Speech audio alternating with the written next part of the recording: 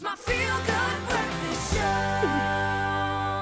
Welcome back. Thank you so much for coming back to the kitchen. You're going to get your just rewards right now. We know on the show, food has an incredible power to connect cultures. And with the G20 summit on the horizon here on local shores, we are celebrating that spirit through global flavors. I'm not going to ask you to think about anything financial, just food this morning. This morning, we are shining a spotlight on Korean cuisine, one of the vibrant culinary traditions represented, of course, amongst the many G20 nations. And joining us is a very proud advocate, chef and food and beverage director, Raynor Damons. He's here to take us on a delicious journey, I hope, through some Korean classics.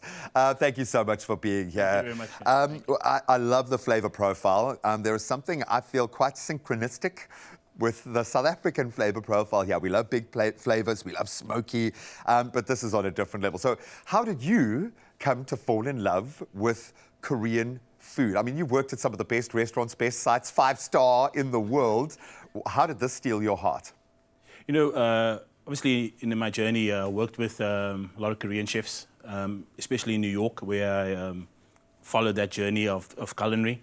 And one of my senior chefs was a Korean guy, and he's like, I'm going to take you to a little town in New York, and then you're going to have to taste, and you tell me what's going on.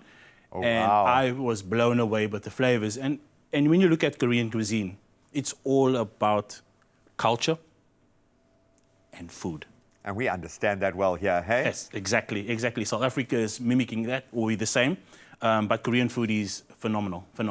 The flavors, everything in Korean food is all about the flavor. And big flavors, which means, or says to me that you can't go in blind. No. You've got to have kind of a basic principle to operate on so that we don't kind of just push that boat out too far, but maybe push it out just far enough. And we've got an opportunity to explore this through 2 dishes. So I'm going to keep plugging your amazing brain as we go, but talk us through what we're going to be creating and tasting today. Okay, so the first dish we're going to do today is called bibimbap. Bibimbap, it's Bibimbap. Bibimbap. Bibimbap. I love the sound of that. Yeah, so it's a Korean dish, obviously with vibrant colors. So in South Africa, we have the 7 colors on your plate. Korea has the 5 colors, but I've added a little bit more elements to it as well. But it brings everything together. So bibimbap is a dish where it's called mix. You mix everything together, and then you eat it like that. It's like the original pokey. Yes, yeah. And that's correct, yeah, that's correct. And, but for me, this stands out more than the poke bowl because it's hearty. So in the elements here, I mean, we have shimiji mushrooms. I added a little bit of steamed broccoli, some sugar snaps. Kimchi goes in there. Some minced meat, baby spinach, and obviously the piece de resistance is the egg on top. And maybe that's the thing that South Africans jump on. As soon as you can put an egg on top of it, we're like, okay, it's fine, it can stay. Everything is gorgeous. It's theatre as much as anything else. So I can understand, like in a food culture setting, how vibrant that space must be. But what I'm loving the most is you've retained the colour. We haven't cooked away any of the nutrients. No. That's brilliant. So how do we put it together? How do we compile? Okay. So obviously, we've got sticky rice, which was cooked the night before. Okay. So obviously, we use it for our Japanese cuisine, our sushi and all of that. So what we'll do is we'll add, obviously, the mince.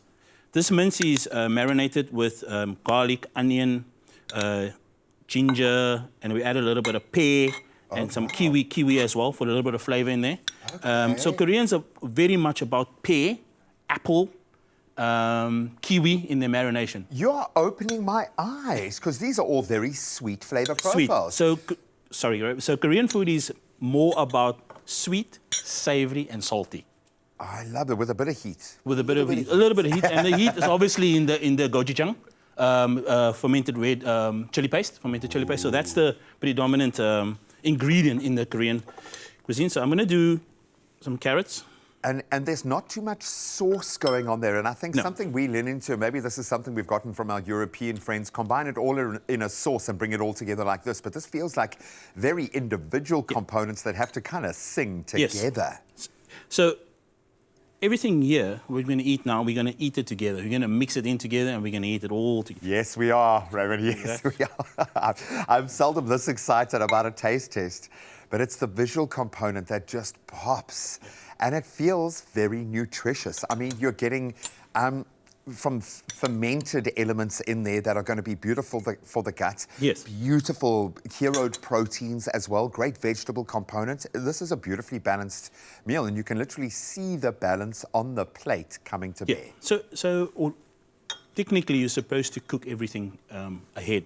But I want you to feel the crispness in the vegetables. I want you to taste the crispness, the freshness of the broccoli stem, the sumiji mushrooms, and obviously the snap peas. Oh, how do you cook the snap pea? Is it a flash? No, so it's blanched in salt water.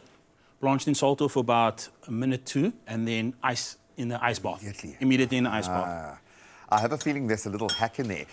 For someone who's wanting to, because I think people are intimidated to push the boat out, to use my age-old term, when it comes to trying new cuisines like this.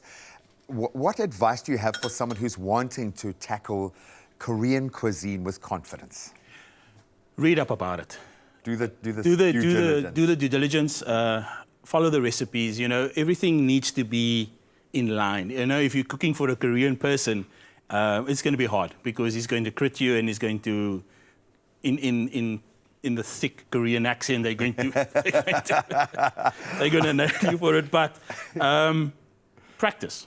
Just take the recipe, practice it 2-3 times, and then you take it from there. Oh, just be brave enough to just go and do it. Do your due diligence, and I'm speaking to those financial minds ahead of the G20 as well. But get out there and explore an opportunity of a meeting of cultures like this. We know what that represents in terms of the G20 for all of the countries connected, certainly for South Africa in terms of us letting the rest of the world understand who we are, why we make the choices, why we are so motivated to live in the way that we are.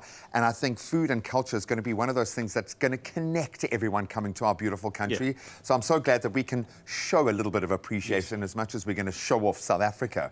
So the main ingredient here is the kimchi, fermented cabbage, Chinese cabbage. For the absolute win. And then as you put this egg on, don't worry, we'll return into our Korean palate in just a moment to continue this incredible journey.